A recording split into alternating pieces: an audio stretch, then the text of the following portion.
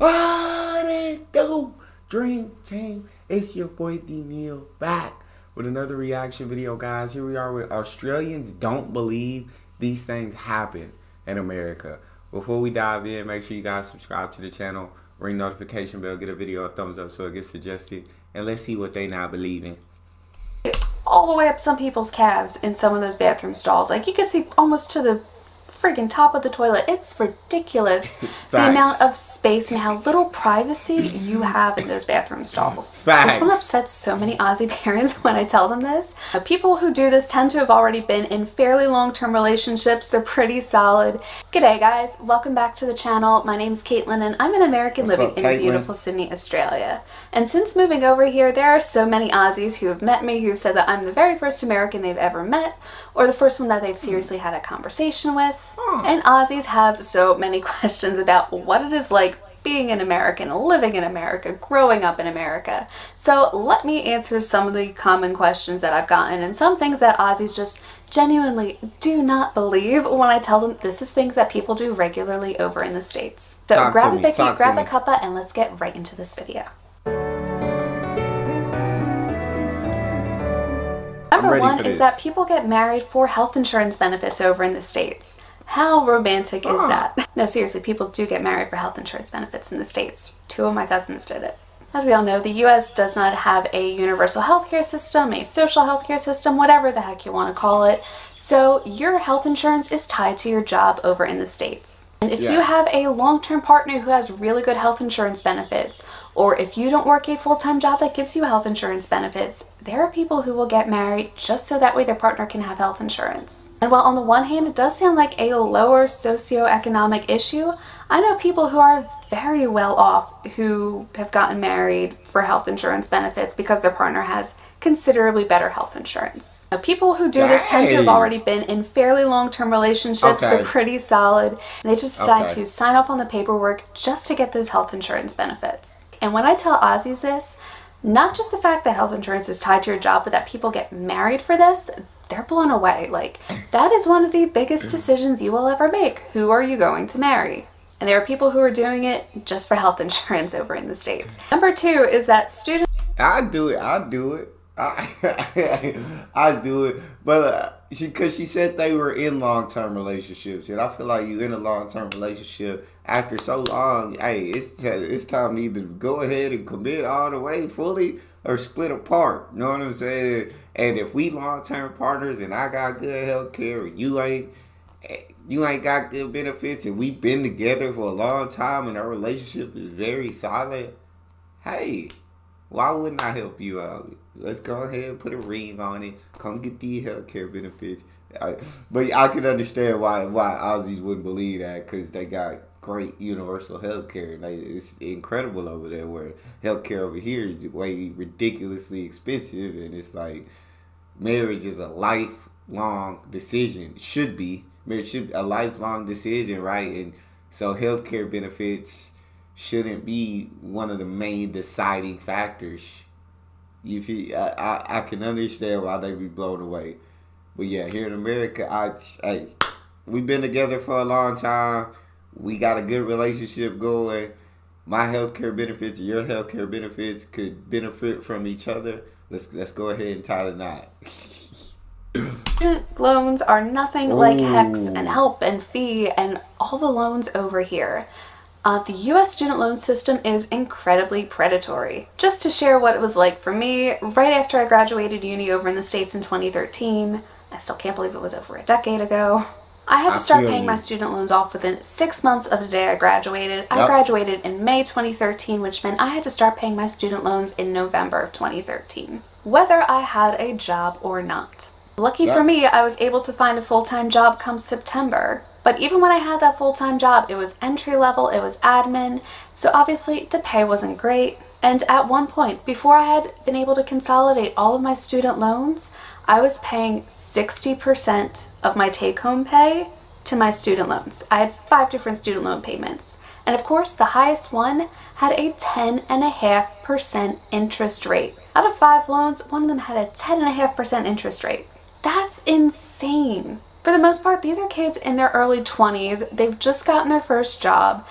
they're probably not getting paid that much. And now they're expected to pay a huge chunk of their pay every single month to these student loans. Whereas here in Australia, if they're government loans, then you don't have to pay until you make a certain amount of money, and the government takes it out automatically, so you don't really see that money disappearing. Whereas over in the States, the best thing you could do is enroll in automatic bill pay for your very high student loan payment. And God forbid you miss the minimum one time, because somehow you miss 1 month and you end up paying like another 3 months. Like, it's insane over there. On the plus side, I've paid off all my American student loans, but on the downside, it's made me absolutely terrified to take out any sort of loan for education ever again. Number 3 is a bit more lighthearted. I completely agree with her. The student loans are predatory, and it's ridiculous the amount that you have to pay per semester to go to some of these colleges. It's just absolute insanity. Like, colleges should not be this expensive. Should not. And then the out-of-state costs that you... Oh, my God. I don't even want to get into all that. Student loans in America are dumb. I completely agree with that. Now, I feel like it may have changed since she's paid hers. I don't know. I guess everybody has different experience. But my repayment plan, I think I ended up pulling out like $32,000 in student loans that I have to pay back. But I signed up for the income-driven repayment plan. And so on my payment plan, it's kind of like she said about Australia, where you don't have to start paying until you make a certain amount of money. And so I ain't hit that threshold yet. So my payments each month are $0, which is cool because I ain't got no money to give you because all of it's going to bills and everything. Take care of myself. So yeah, my income-driven repayment plan is like $0 a month, and it's kind of like the Australia where it said you got to be making a certain amount before they start taking money from you. But I know a lot of people have different experiences in their student loan payment. She graduated in 2013. I graduated in 2017. So student loans probably definitely different. And a lot of people have a lot of different experiences with them. But talk to me, Caitlin. Americans do microwave water to make food. Like, that's not a joke. That's not a gag. That's I did crazy. it for the longest time until my parents actually got an electric kettle when I was like 19 or 20. That's just what we did. You microwave water for like 90 seconds to 2 minutes. Some people put the tea bag in before. Some people put it in after once the water's really hot. I was one of those people who always put it in after because I didn't want the tea to burn, because that's where my mind went, was that somehow putting a tea bag and water in a cup and putting it in the microwave, that it was going to somehow affect the tea. I wasn't a tea drinker in the States. I'm turning into one a little bit now that I've moved to Australia, but I didn't really make tea all that much unless I was sick. But yes, Americans do microwave their water to make tea. I did it all the time growing up. Number 4 is that... that's not the first time I've heard that. Yes, Americans do be doing that. But it kind of shocked me the first time I did see it on the video, because I've never seen an electric kettle. That was different to me. But like, I guess I never drank like hot tea, and nobody in my family ever made like hot tea. It was always like iced tea or sweet tea that they wanted to drink. So I never seen anybody actually make tea. I never seen it with my own eyes, like personally. And I just went out for like movies and TV shows where they just put the kettle on the oven. That's how I thought we was making tea over here. But of course, in America, people throwing their water in the microwave, try to heat their water up as quick as humanly possible, put the tea bag in, instead of just getting an electric kettle, Okay. Only in America, right? I don't know. I mean, it's not like we don't sell electric kettles. I don't know why people are not buying them. If you drink hot tea, an electric kettle, I feel like, would be very useful, as well as electric kettle could be useful for other things. But I personally don't drink tea of any kind, sweet, iced, unsweet, hot, none of it. But yeah, electric kettles would be a lot more helpful. Prescription drugs are regularly advertised over in the States. Facts. And while this doesn't necessarily surprise a lot of Aussies, it surprises the hell out of them when they go over there and see the level of prescription drug advertising. Like, I don't think you could watch a 1-hour TV program without seeing at least 3 different commercials. They are everywhere. And on top of that, it's pretty normal for people to go to their doctor and ask about these prescriptions. I literally remember doing this based off of seeing some commercials over and over and over again, so clearly it works. The level of prescription drug advertisements in the States is just insane. Number 5 are the... She ain't lying about that. Them ads are crazy, bro. And yeah, they be selling them drugs, boy. It's insane. Yeah, I mean, but when you think about the U.S., it's like everything over here is about the almighty dollar. Everything is here is about making a profit. So they gonna try to they advertise any and everything. God dang it, they just want your money. That at the end of the day, and that's how it is with every industry in America. You feel me? So once you wrap your head around that concept, you just understand. Even though it might be crazy to other countries that don't operate like this, once you wrap your head around the concept that, hey, America is about the almighty dollar by any means necessary, you don't question these things. Giant gaps in bathroom stalls over in the States. Like, these aren't rare, you guys. This happens all the time. Like, I remember working in office buildings, and this was the norm in every single floor. Just these wide gaps. You'd have like an inch between the actual door and the frame. So if people wanted to, without really trying, you could very easily see who is in the stall and what they're doing. You could see all the way up some people's calves in some of those bathroom stalls. Like, you could see almost to the freaking top of the toilet. It's ridiculous the amount of space and how little privacy you have in those bathroom stalls. Moving over here, I feel secluded. I feel like it's a lot more looks private. A lot better. Whereas over in the States, like, if somebody else walked in, I'm like, crap, can they actually see me? That's not something you should have to worry about if you're using a public bathroom stall. Really, it's just not.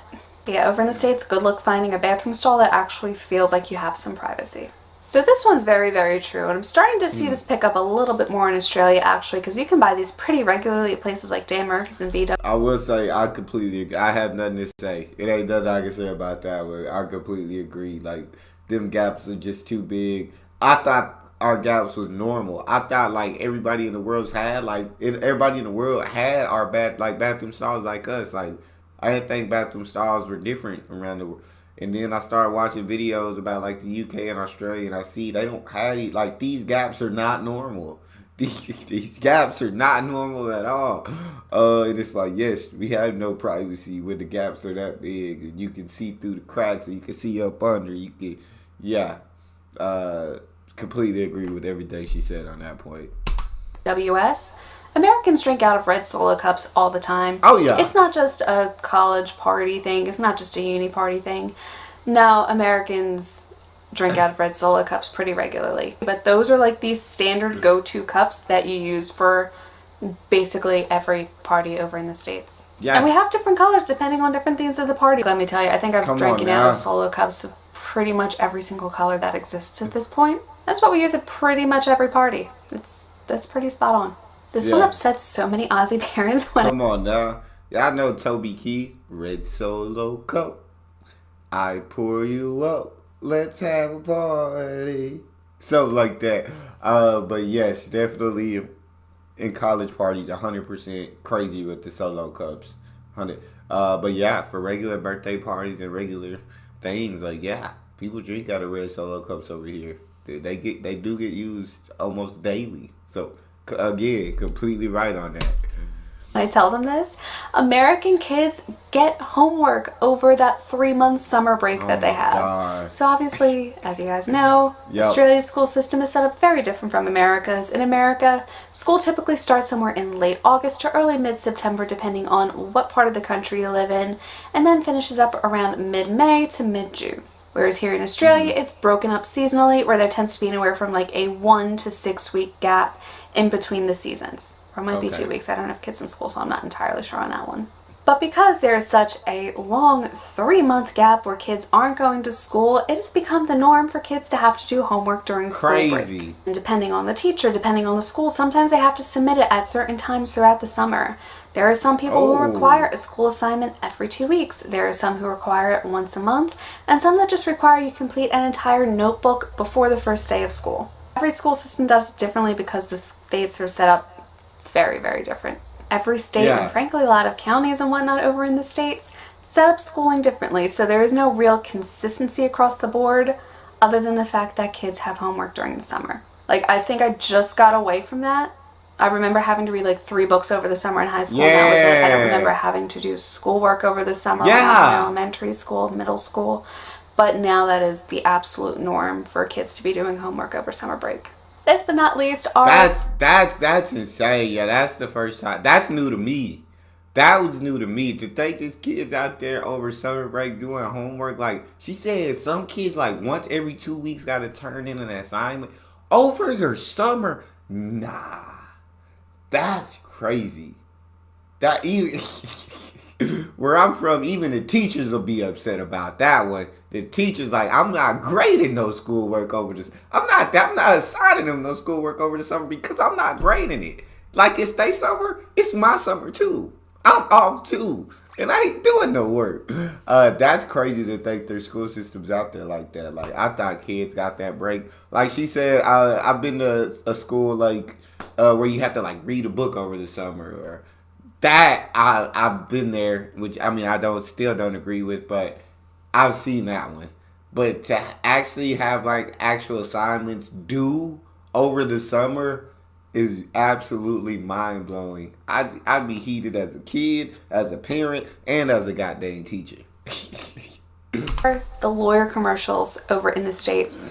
And that's why I fight for you, Albuquerque. Oh, I freaking love that show. So Better Call Saul, one of the best shows. Bro, I love Saul Goodman, bro. That's my guy. That's the lawyer I'd hit up. The lawyer commercials over in the States.